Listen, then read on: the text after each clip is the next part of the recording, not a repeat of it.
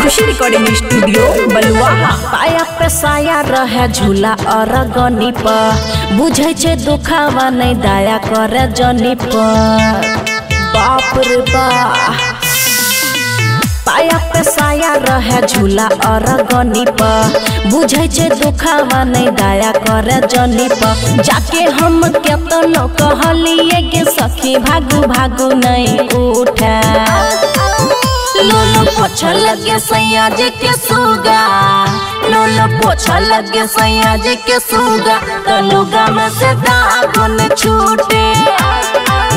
लोलो पोछा लगे सैया जी के सुगा, तलुगा में से दागुन छूटे।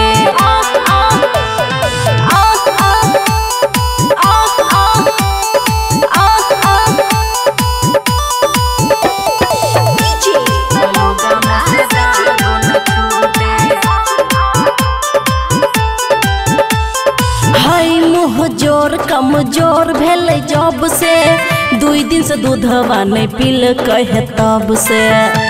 की कहियो सखी सुन सखी डांटे जे दलिए तकाने लाहे पिया पिंजरा में रोटे से पाले लाहे। हाला है दू ताला पर करे छे यूरी यूरी बोले जागो नहीं सूते। लोलो पोछा लगे सैया जी के सुगा, लोलो पोछा लगे सैया जी के सुगा, तलुगा में से दागुन छूटे। लोलो पोछा लगे सैया जी के सुगा, तलुगा में से दागुन छूटे।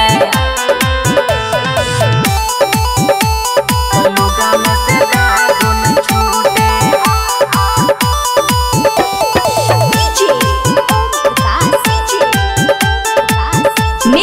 बाय अमन अक्के। सैया जी ललित लब देखी देखी हंसे दुखवा कपारे चढ़े लागल नसे नसे। लगे पगली बनाई देते खुशी के हो, हमें रखबे नहीं सखी अब खुशी से हो।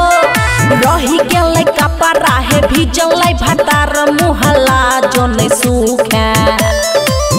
लोलो पोछा लगे सैया जी के सुगा, लोलो पोछा लगे सैया जी के सुगा, तलुगा में से दागुन छूटे।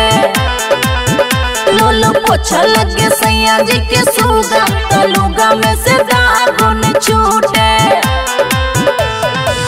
खुशी रिकॉर्डिंग स्टूडियो बलुआ।